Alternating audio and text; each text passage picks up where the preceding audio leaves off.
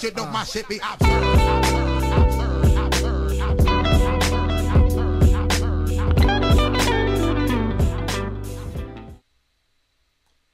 Bonjour à tous et bienvenue dans la nouvelle vidéo de formation qui va parler des canaux et des droites de tendance.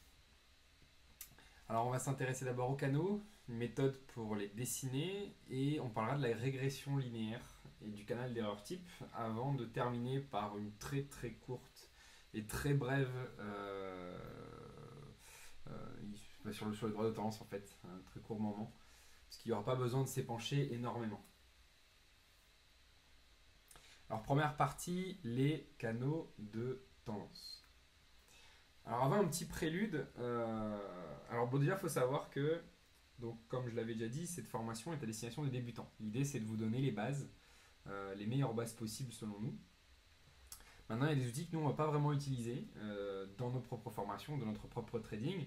On a déjà parlé de notre manière d'utiliser les supports à résistance. Bon pareil, tout ce qui est droite et canaux, on n'est vraiment pas du tout fan.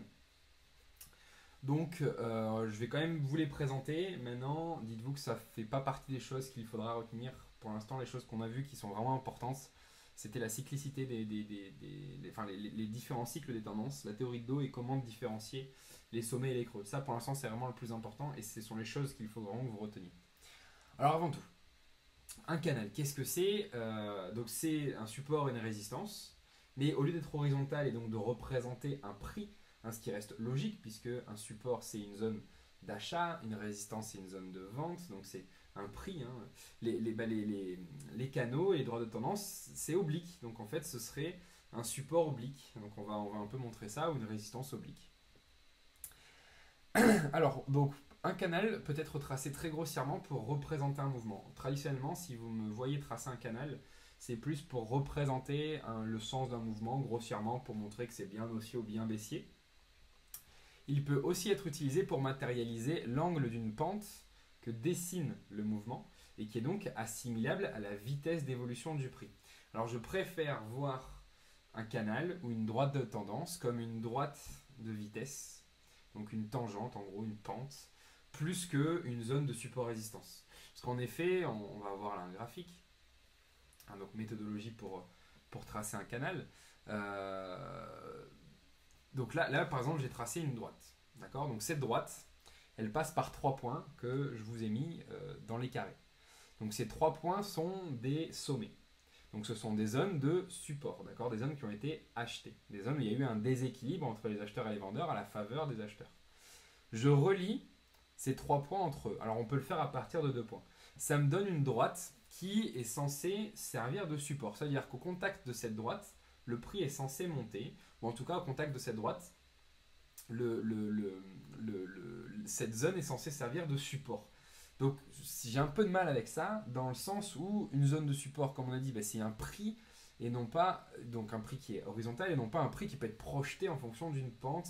Et si certaines fois, et comme on va le voir là, les canaux coïncident avec les sommets et les creux, c'est plus, encore une fois, l'empirisme du hasard plus qu'autre chose, puisqu'une réalité, je peux vous garantir que les gens qui interviennent dans les salles de marché et la manière dont évolue le prix n'a vraiment rien à voir avec les canaux, et c'est absolument pas pris en considération.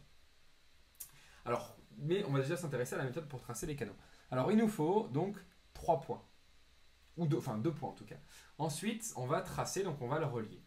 On va ensuite choper le point le plus haut entre nos points. Donc le point le plus haut ici, il est là.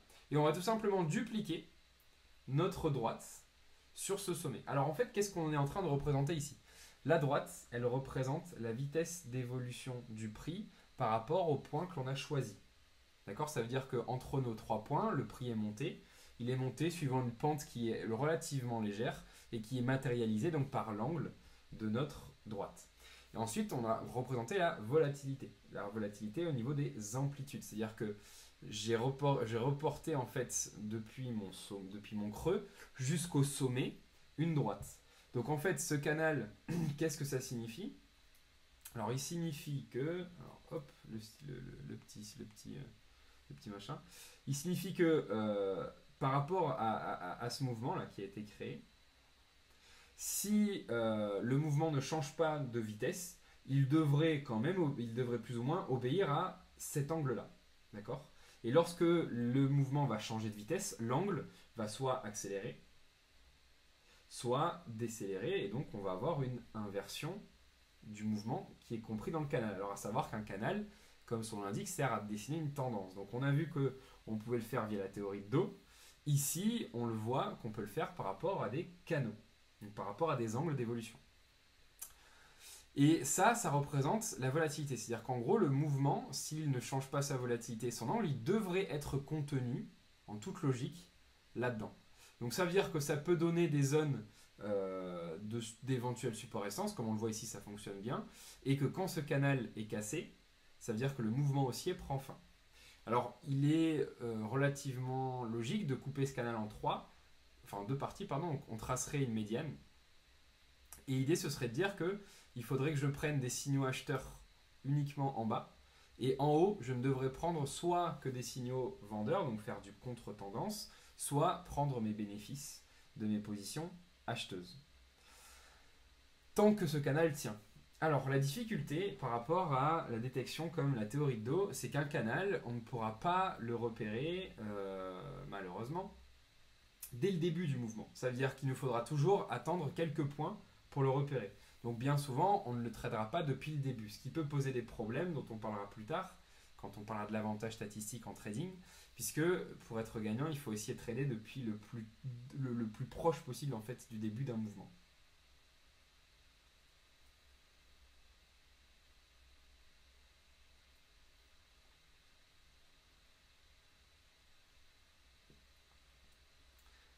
Alors passons maintenant à un autre canal.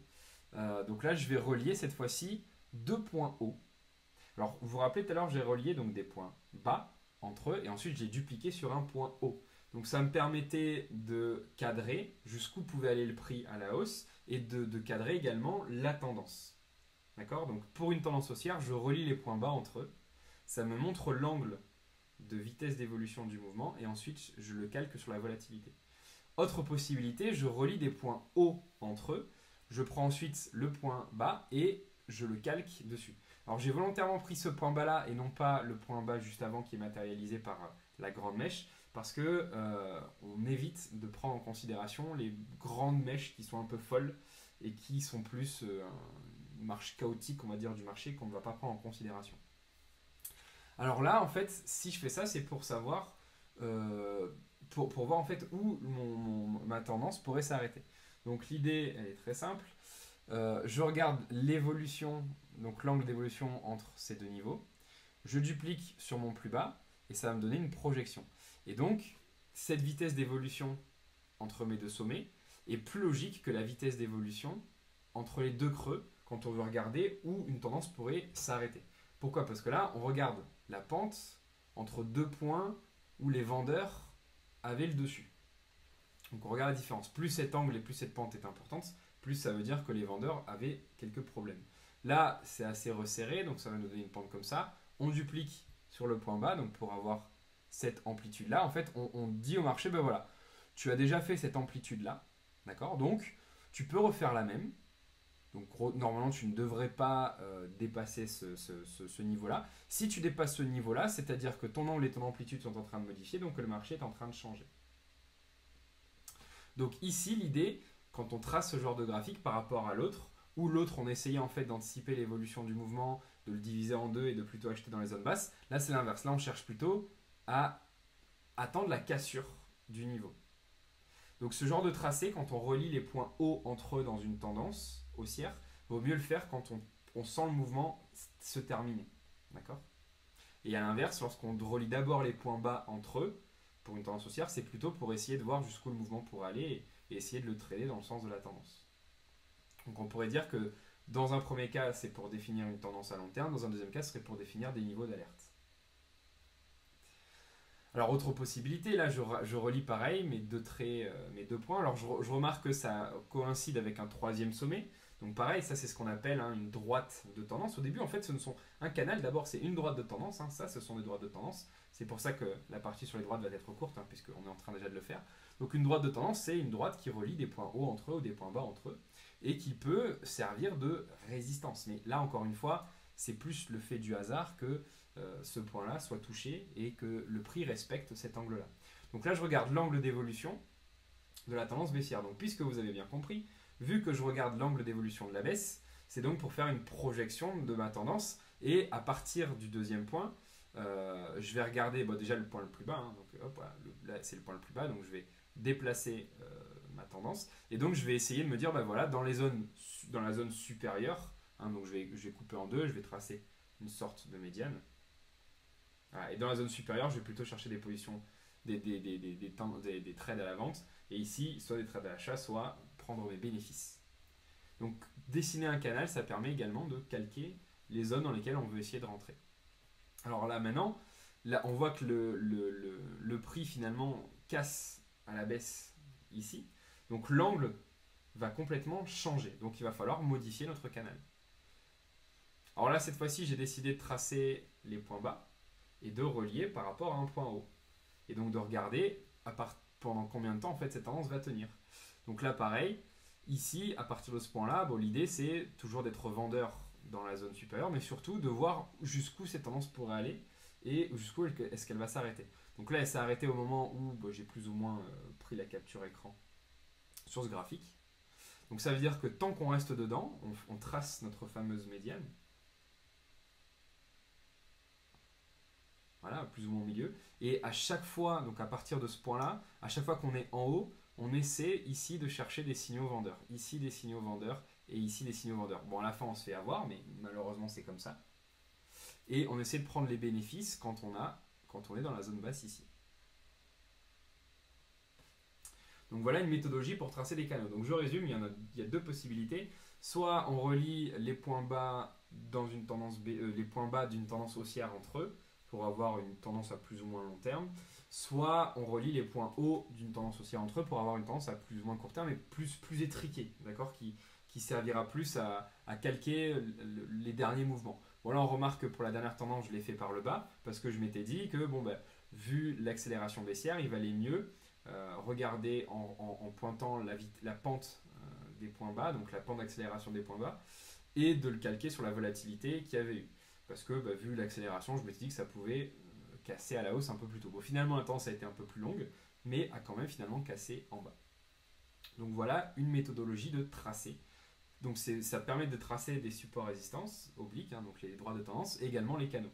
Donc la chose à laquelle je tiens vraiment beaucoup, ne me faites pas dire ce que je n'ai pas dit, pour moi ce ne sont pas des niveaux de support résistance. D'accord, je n'y crois pas et je ne traderai jamais comme ça, même si on voit qu'empiriquement ça peut fonctionner. Moi je vois plutôt ça comme une manière de représenter un angle et la volatilité d'une correction, et donc d'essayer de contenir un mouvement et de voir que tant que cette volatilité des corrections, donc c'est-à-dire des mouvements inverses à la tendance, et l'angle est maintenu, alors le mouvement se poursuit. Et dès qu'il y a une modification de l'angle ou de la taille de la correction, alors ça veut dire que le mouvement s'arrête.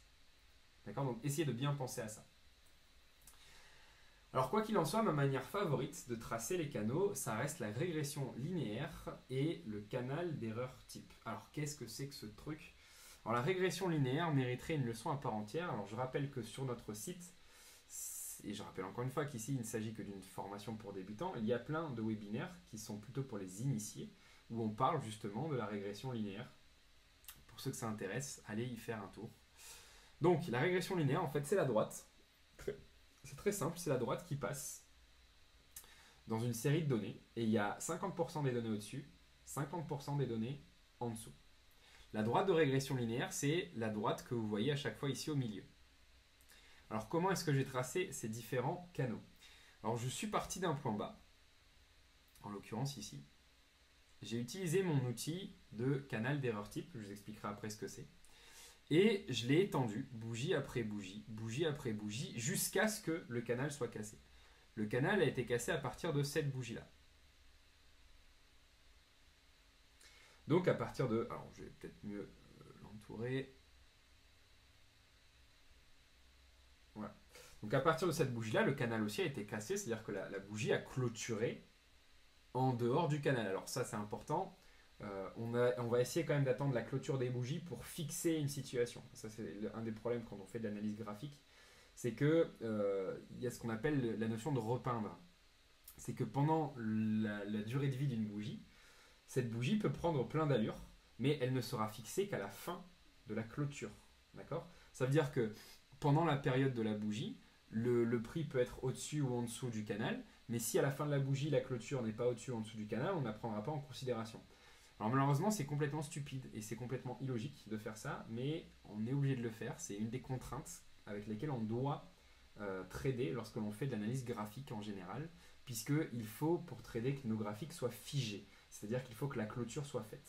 Donc malheureusement, on n'a pas le choix, et voilà pourquoi est-ce qu'on doit attendre la clôture des bougies. Ça n'a pas d'autre raison. Alors il y en a d'autres qui vous diront ouais, mais la clôture c'est le point le plus important, blabla, n'importe quoi. La clôture en fait, c'était quelque chose d'important sur les marchés actions, la clôture journalière, la clôture weekly, c'était des points importants. Maintenant sur nos marchés actuels et les nôtres, la clôture n'a strictement aucune importance, c'est juste un point au hasard pris juste parce que c'est l'heure de faire la clôture, d'accord? Mais malheureusement, on est obligé de faire avec. Donc ensuite, à partir de là, j'ai pris le point haut, qui était ici, et j'ai étendu mon canal d'erreur type jusqu'à ce que j'ai une bougie, ici les blanches, qui casse à la hausse. Ensuite, j'ai fait pareil, j'ai pris à partir du point bas, et j'ai étendu mon canal jusqu'à ce que ici j'ai une bougie qui casse à la baisse. Et ainsi de suite, et ça m'a donné ce canal, enfin ces différents canaux qui sont extrêmement fiables et qui donnent de très très bonnes indications et que j'aime bien utiliser. Alors ces canaux ne sont pas tracés en temps réel. C'est-à-dire que quand vous tracez le canal, imaginons le canal rouge ici, d'accord? Enfin le plus beau des canaux, je trouve que c'est plutôt celui-là. On va prendre en exemple celui-ci. Donc c'est vrai que quand on le regarde comme ça, on se dit ah mais c'est génial, il suffit d'acheter ici et ici. Non, parce qu'en temps réel, quand on trace le canal entre ce point-là et ce point-là, ça ne ressemble pas du tout à ça. D'accord? Ça ressemble à autre chose. Alors en fait, quelle est l'utilité de ces canaux? Ces canaux n'ont qu'une seule utilité, c'est pour trader les cassures et pour remarquer les cassures tout simplement. Alors comment est-ce qu'on fait pour les utiliser? Alors là, il faudra regarder le webinaire sur le canal d'erreur type. Je ne pense pas qu'il y en ait sur MetaTrader, sur ProTime oui. Donc en fait, c'est très simple. Vous tracez le canal d'erreur type à partir du point le plus bas et vous l'étirez bougie après bougie jusqu'à ce qu'une bougie clôture en dehors du canal. Quand une bougie clôture en dehors du canal, comme ça a été le cas donc ici, là vous avez vu la bougie noire elle clôture en dehors de mon canal haussier, là la bougie blanche elle clôture en dehors de mon canal baissier, là la bougie noire elle clôture en dehors de mon canal haussier, là la bougie blanche elle clôture en dehors de mon canal baissier, etc. etc. Alors on arrête et on trace un nouveau canal en commençant toujours par le point le plus bas jusqu'au point le plus haut. Pour moi, c'est la manière la plus fiable puisque c'est une manière qui est statistique pour tracer les canaux et je la préfère largement à la méthode présentée juste avant en reliant les points entre eux. Alors, encore une fois, ça demande de la pratique pour apprendre à tracer un peu ces canaux d'erreur type. Alors, qu'est-ce que c'est l'erreur type? En fait, c'est une sorte de variance, c'est-à-dire que il va regarder également la volatilité. Donc, on fait la ligne de régression linéaire qui représente en fait le prix médian, c'est-à-dire 50% des prix sont au-dessus, 50% des prix sont en dessous. Et l'erreur type, c'est en gros la distribution du prix par rapport à cette à cette ligne. Donc en fait, c'est les prix de clôture les plus extrêmes en général, ça correspond plus ou moins à ça. Et donc c'est la même chose qu'un canal, ça montre plus ou moins la volatilité et le sens, mais en beaucoup plus fiable, puisque là, on ne se base pas sur des choses un peu bizarres, comme des sommets qu'on va relier entre eux, mais plutôt sur l'orientation et la vitesse qui est donnée par la régression linéaire. Donc je précise que ces canaux-là qui donnent des signaux très fiables, imaginez que nous vendions à chaque fois que c'est cassé à la baisse et que nous achetions à chaque fois que c'est cassé à la hausse, ça donne quand même de super bons signaux. Alors après, il suffit de faire un filtre de tendance et on a déjà là une ébauche d'un signal dont on parlera un peu plus tard, quand on abordera la partie de la formation sur la construction d'une stratégie, puisqu'il y aura ça au programme un peu plus tard. Voilà, donc si vous avez des questions sur les régressions linéaires et les canaux d'erreur type, comme on n'en parle pas beaucoup ici, soit vous regardez le webinaire qui est sur le site qui est gratuit, soit vous pouvez nous contacter pour nous poser des questions. C'est vraiment un outil qui est génial. En espérant vous avoir convaincu et vous avoir surtout fait découvrir un nouvel outil. Les droites de tendance, ça va être très court, puisque les droites de tendance, on en a parlé juste avant, en fait c'est comme les canaux, donc ça se trace exactement comme les canaux, sauf qu'on ne tient compte que de l'angle et non pas de la volatilité. Voilà, c'est tout. Quoi dire de plus sur les droites de tendance? Ça permet, comme les canaux, de délimiter une tendance et donc une orientation. Et quand la droite elle est cassée, et ben on change de droite. Alors après, il faut adapter des fois ces canaux. Vous avez vu que voilà, des fois on a un mouvement qui va évoluer comme ça, et puis d'un coup qui va accélérer. D'accord. Donc on va avoir une première droite de vitesse ici. Là, il faudra adapter ensuite la deuxième droite de vitesse ici. Alors si vous voulez un conseil, en plus de regarder les droites, regardez les différences quand même entre les angles des sommets. Parce qu'en fait, quand un marché va décélérer, qu'est-ce qu'il va faire? Ces sommets vont marquer des angles de plus en plus, de moins en moins aigus, de plus en plus obtus. Et du coup, quand vous allez relier les sommets entre eux, un mouvement qui est en forme, il va faire ça. Un mouvement qui commence à décélérer, quand vous reliez les sommets entre eux, ça va faire ça. D'accord. Donc gardez toujours un œil sur la distance qui sépare deux sommets et l'angle qui sépare deux sommets. Ça vous donnera une indication sur la vitesse d'évolution du prix et donc sur la santé ou non de votre tendance. La chose qu'il faudrait retenir de cette leçon, c'est surtout que ce ne sont que des angles, que ce ne sont pas des supports résistance, qu'il faut arrêter d'acheter ces niveaux de support résistance oblique qui ne veulent rien dire. D'accord. Si ça veut dire quelque chose, c'est encore une fois à cause de l'empirisme. C'est-à-dire que même au hasard, vous pouvez tracer plein de droites obliques, vous toucherez tout le temps un niveau de prix. C'est obligatoire. Donc ce qu'il faut retenir, c'est ça, plus le formidable outil que sont les canaux d'erreur type. La prochaine formation sera vraiment très intéressante, traitera des configurations graphiques. Ça sera la deuxième chose importante, si ce n'est avec les canaux d'erreur type, à retenir depuis le début de cette formation.